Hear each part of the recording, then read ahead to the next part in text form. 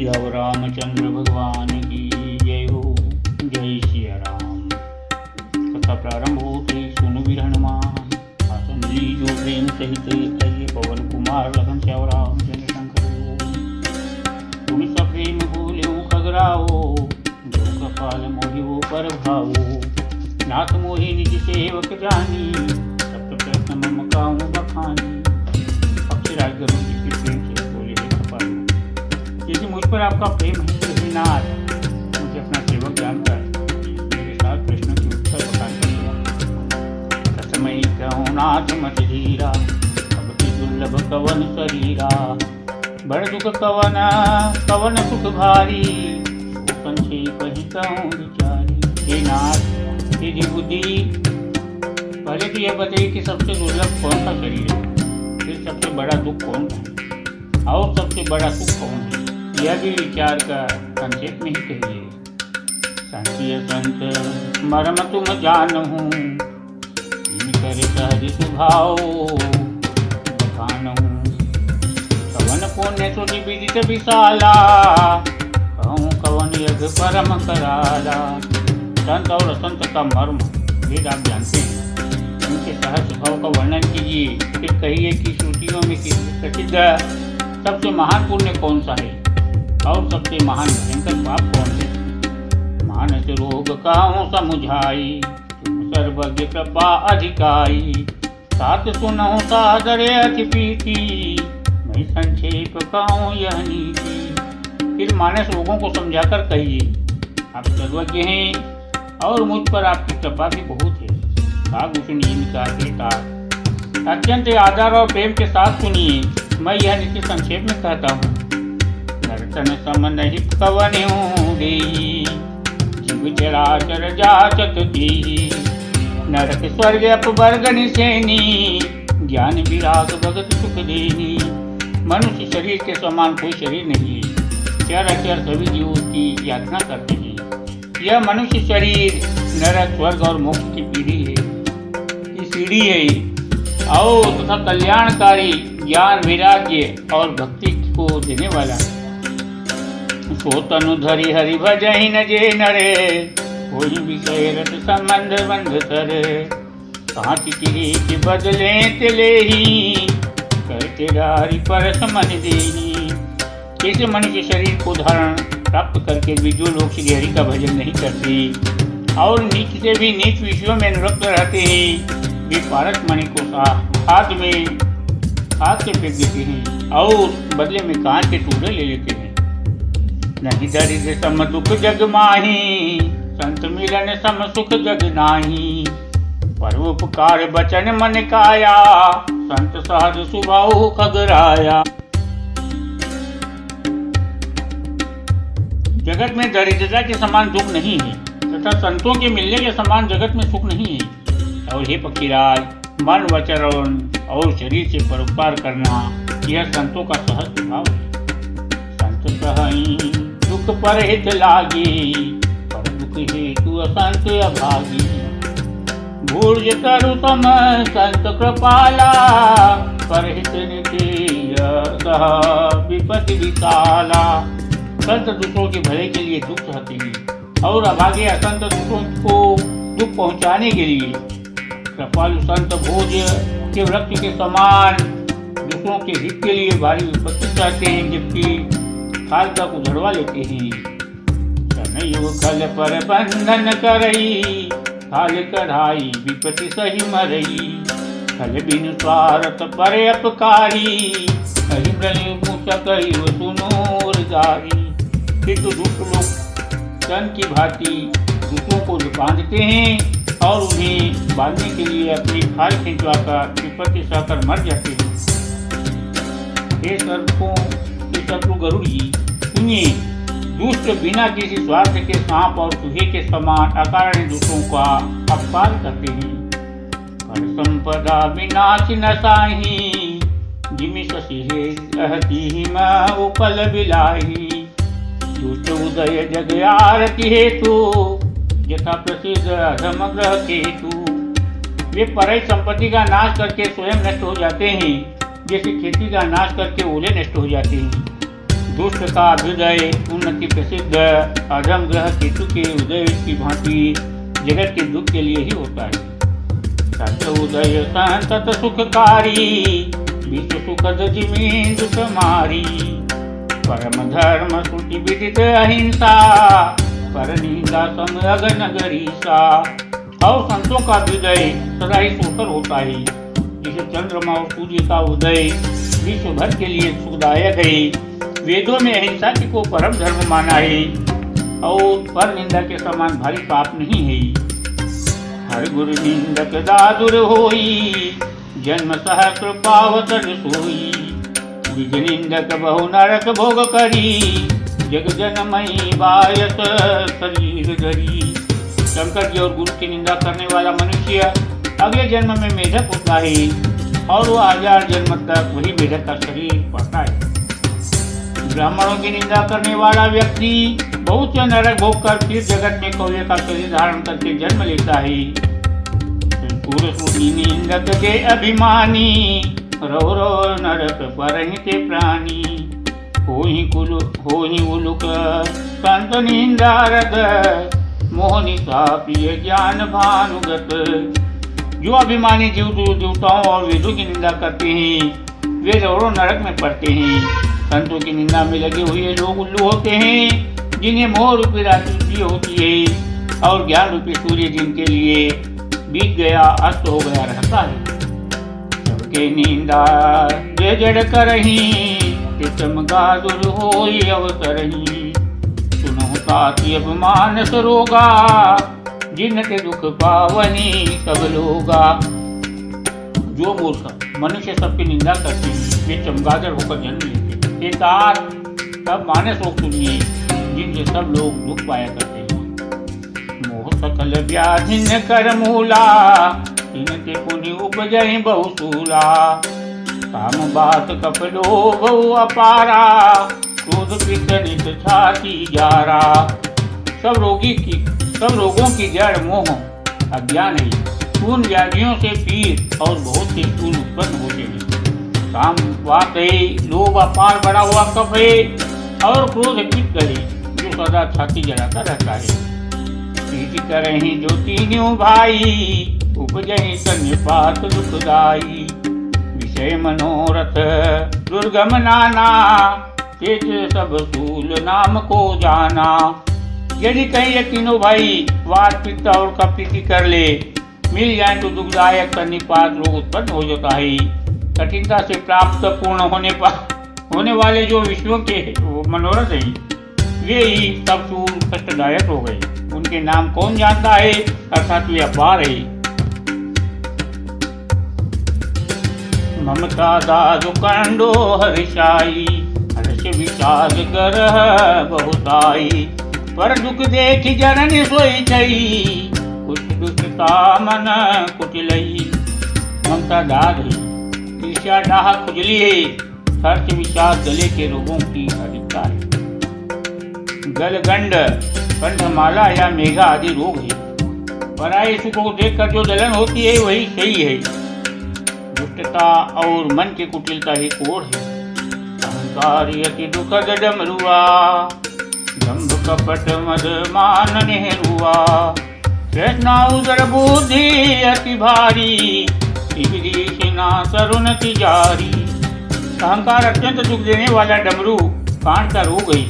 दंभ कपट मद और मान नरुआ नसों का रोग है। तृष्णा बड़ा भारी, उदर वृद्धि जड़ोदर रोग है। 3 प्रकार पुत्र धन और मान की प्रबल इच्छाएं प्रबल तिजारी है। जुग विधि ज्वर मत्सर अविवेका, कहाँ लगे कहूँ कुरोग अनेका। मत्सर और अविवेक 2 प्रकार के ज्वर हैं। इस प्रकार अनेकों बुरे रोग हैं जिन्हें कहाँ तक कहूँ। एक व्याधि बस नर मरही, ये असाधि बहु व्याधि।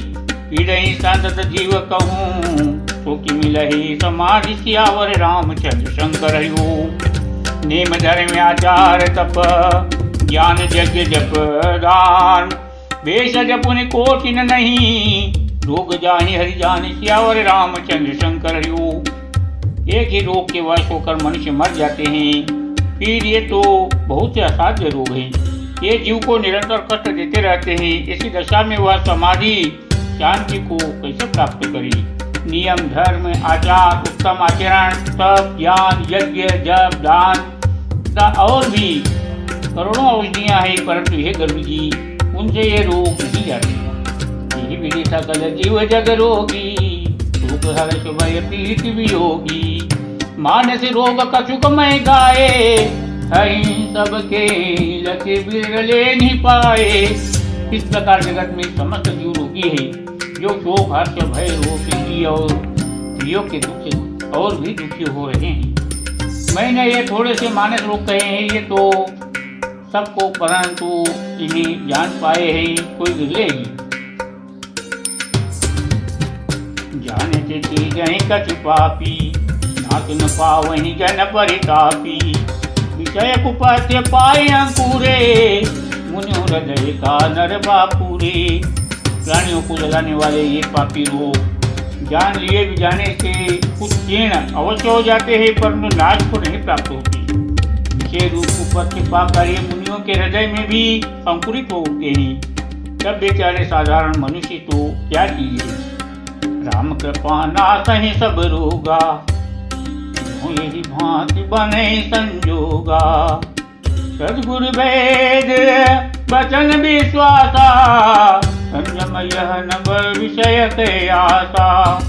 यदि श्री रामचंद्र जी की कृपा से इस प्रकार का संयोग बन जाए तो ये सब रोग नष्ट हो जाए।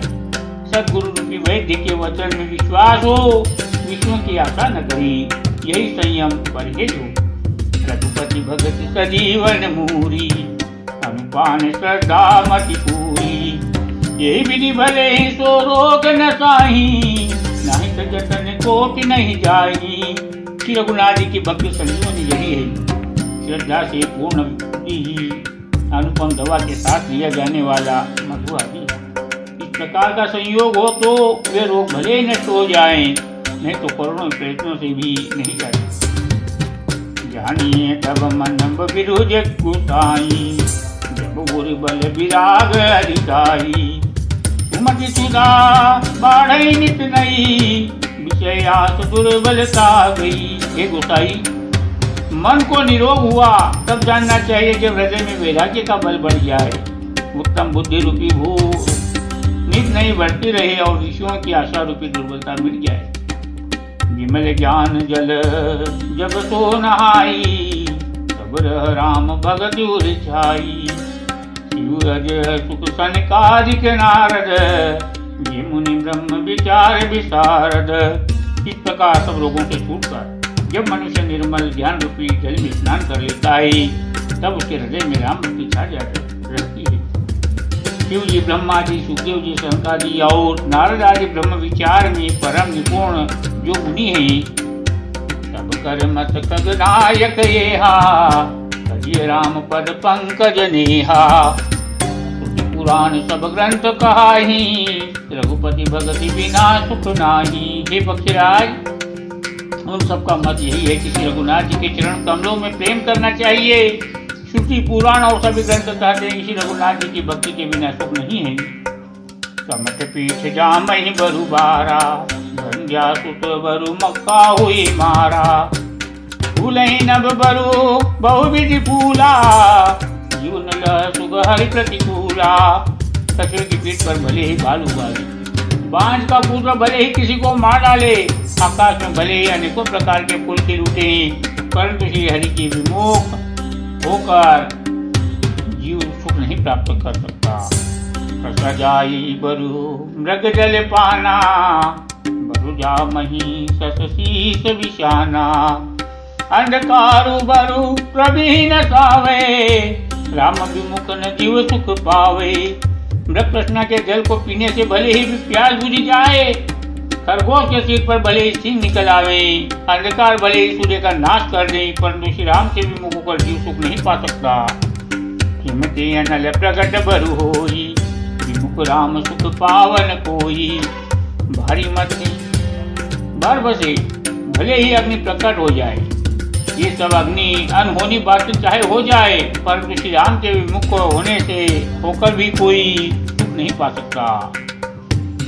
बारी मथे घट होई बरु सिकता दे बरु दे बिनु हरि भजन न भव तरिय यह सिद्धांत अपेल सियावर रामचंद्र शंकर हरिओ मत कहीं करें बिरहन की प्रभु अजहि मसक तेहीन अस विचारी तजि संशय राम ही भजई प्रवीण सियावर रामचंद्र शंकर हरिओ। जल को मरने से भले ही घी उत्पन्न हो जाए और बालू को फेरने से भले ही तेल निकल आए, परंतु श्री हरि के भजन बिना संसार के समुद्र से नहीं करा जा सकता। यह सिद्धांत अटल है। प्रभु मच्छर को ब्रह्म कर सकते हैं और ब्रह्म को मच्छर से भी तुच्छ बना सकते हैं। ऐसा विचार कर चतुर पुरुष सब संदेह त्याग कर श्री रामचंद्र जी को ही बचते हैं। विनेशितम वदामि तेन अन्यथा वचांसि मे हरिम नरा भजन्ति एति दुस्तरम तरन्ति ते। मैं आपसे भली भली भांति निश्चय किया हुआ सिद्धांत कहता हूँ, मेरे वचन अन्यथा मिथ्या नहीं हो सकते। ये कि जो मनुष्य श्री हरि का भजन करते हैं वे अत्यंत दुष्कर संसार सागर को सहज ही पार कर जाते हैं। कहूँ नाति हरिचरित अनुपा समास स्वमति अनुरूपा श्रुति सिद्धांत यही उरिकारी राम भजिए सब काज विसारी। हे नाथ, मैंने श्री हरि का अनुपम चरित्र अपनी बुद्धि के अनुसार कहीं विस्तार से और कहीं संक्षेप में कहा। हे सत्यों के शत्रु गरुड़ जी, श्रुतियों का यही सिद्धांत है कि सब काम भुलाकर छोड़कर श्री रामचंद्र जी का भजन करना चाहिए।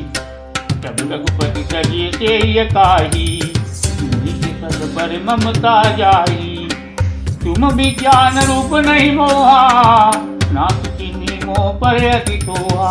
प्रभु श्री रघुनाथ जी को छोड़कर और जिसका सेवन भजन किया जाए, जिनका मुझ जैसे मूर्ख पर भी ममत्व स्नेह है। हे नाथ, आप ज्ञान रूप है, आप विज्ञान रूप है, आपको मोह नहीं है। आपने तो मुझ पर बड़ी कृपा की। शिव राम कथा अति पावनी स्तंभ मन भावनी सत्संगति दुर्लभ संसारा निमिष दंड भरिए कहूँ बारा। जो आपने मुझसे सुखदेव जी, शंकर जी और शिव जी के मन को प्रिय लगने वाली अति पवित्र राम कथा पूछी, संसार में घड़ी भर का तथा पल भर का एक बार का भी सत्संग दुर्लभ है। देखो गरुड़ निज हृदय विचारी मैं रघुवीर भजने अधिकारी। सकुनाधम सब भांति पावन प्रभु मोहि कीन विदित जग पावन। हे गरुड़ जी, अपने हृदय में विचार कर देखिए, क्या मैं भी श्री रामचंद्र जी के भजन का अधिकारी हूँ? पक्षियों में सबसे नीच और सब प्रकार से अपवित्र हूँ, परंतु ऐसा होने पर भी प्रभु ने मुझको सारे जगत को पवित्र करने वाला प्रसिद्ध कर दिया, अथवा प्रभु ने मुझको जगत प्रसिद्ध पावन कर दिया। आज धन्य मैं धन्य अति यदि सब विधिहीन निज जन जानी राम मोही संत समागम दीन सियावर रामचंद्र शंकर हरिओ। नाथ जथामति भाषू दासों ने कत गोई चरित सिंधु रघुनायक था पावे कोई सियावर रामचंद्र शंकर हरिओ। यद्यपि मैं सब प्रकार से नीच हूँ तो भी आज मैं धन्य हूँ, अत्यंत धन्य हूँ, जो श्री रामचंद्र जी ने मुझे अपना निज जन ज्ञान का संत समागम दिया, आपसे मेरी भेंट कराई। हे नाथ, मैंने अपनी बुद्धि के अनुसार कहा, कुछ भी छिपा नहीं रखा, फिर भी श्री रघुनाथ जी के चरित्र समुद्र के समान है, क्या उनकी कोई था पा सकता है? कोई श्री रामचंद्र भगवान की जय हो। श्री रामायण जी की गावत ब्रह्मादिक मुनि नारद वाल्मीकि विज्ञान विशारद अनुसार पवन कुट की लक्ष्मी की श्री रामायण जी की भावत ब्रह्मादिक मुनि नारद वाल्मीकि विज्ञान विशारद अनुसार पवन कुट की लक्ष्मी की श्री रामायण जी की गावत संतत शंभु भवानी भट संभव मुनि विज्ञानी व्यासी आदि के विवर्ग बखानी कहु सुंड गरुड़ के ही की श्री रामायण जी की परिमल हरणी विषय रस की सिंगार मुक्त युवती की दलन रोग भव मोर्यमी की ताक मात सब तुलसी की श्री रामायण जी की गली थी कथा विसर्जन हो रही सुन विधानमा सुजन झांसी आई चंद्र करो गया लगन श्याम रामचंद्र शंकर हरि ओम जय श्री राम।